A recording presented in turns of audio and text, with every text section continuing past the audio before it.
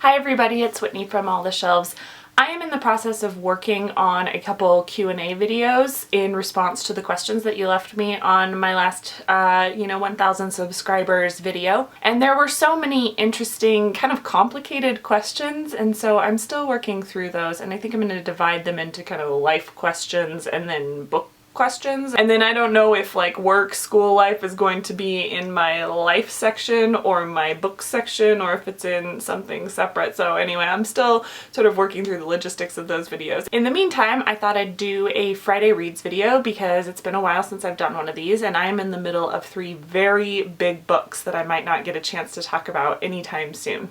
The first thing that I am reading is this collection of essays called The Best American Essays of the Century. This one's edited by Joyce Carol Oates.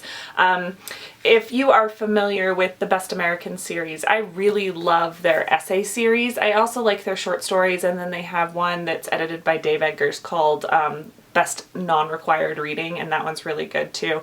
But there are a whole bunch of them. There's travel writing and mystery writing and sports writing, and usually they're just yearly collections of what the best of the year had to offer. This one's a little bit different because it takes the last 100 years and pulls out some of the more canonical essays. So what I've read so far is some Mark Twain, some W.E.B. Du Bois, some Henry Adams, etc. That kind of writing. I'm reading this because I am in the middle of planning a syllabus for next year. I'm teaching a AP language and composition class to high school students, and I just don't want to necessarily just follow along with their textbook. I want to give them some perhaps more complicated writing and some writing that might come in useful later in life, so I'm trying to dig through this to find that. For my book club that I have with my best friend, I am reading A Tale for the Time Being by Ruth Ozeki. This was my choice this month. I had heard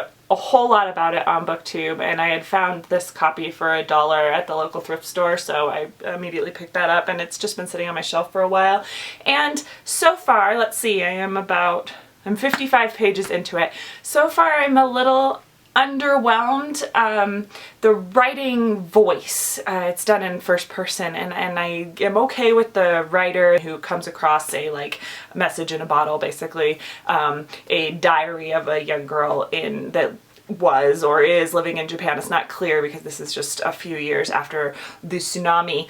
And I like the writer's voice okay, but the teenage girl in Japan is a little bit twee for me. A lot of slang and a lot of teenage stuff that doesn't quite feel genuine, so I'm hoping that voice grows on me. As the subject matter gets a little bit more serious, I'm starting to like it more, so I'm gonna push through this one. And the last giant book that I'm reading is Chernow's Alexander Hamilton biography that inspired the play Hamilton. I wasn't able to get tickets for Hamilton when I was in New York. I don't expect that I will be seeing Hamilton anytime soon, and also I'm not the biggest musical fan actually, but I wanted to read about what everybody's talking about lately. I'm interested in American history, and even though I'm only just starting this, page 29 right now, but small type, so I've still got a lot of information under my belt already. Even though I'm just starting this, I'm already so impressed with it.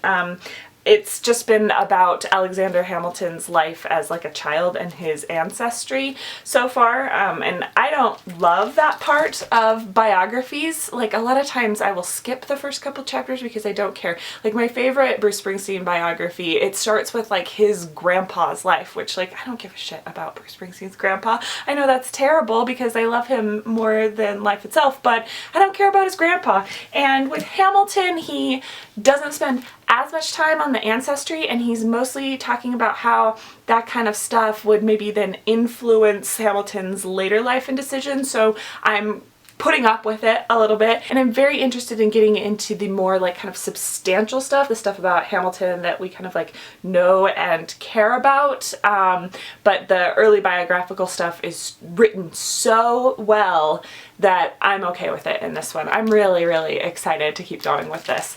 I don't know that I will finish it before it's due back at the library. I might have to go and buy a copy or borrow it from somebody, but it's going good so far. So those are the things that I am reading this weekend. I have a whole bunch of videos lined up ready to film. I'm going to do the Q&A. I'm going to do a end of June wrap up. I need to do my reviews on Little House on the Prairie because I finally finished that series. So be on the lookout for those, and I will talk to you later. See ya. I've been looking over here the whole time, haven't I?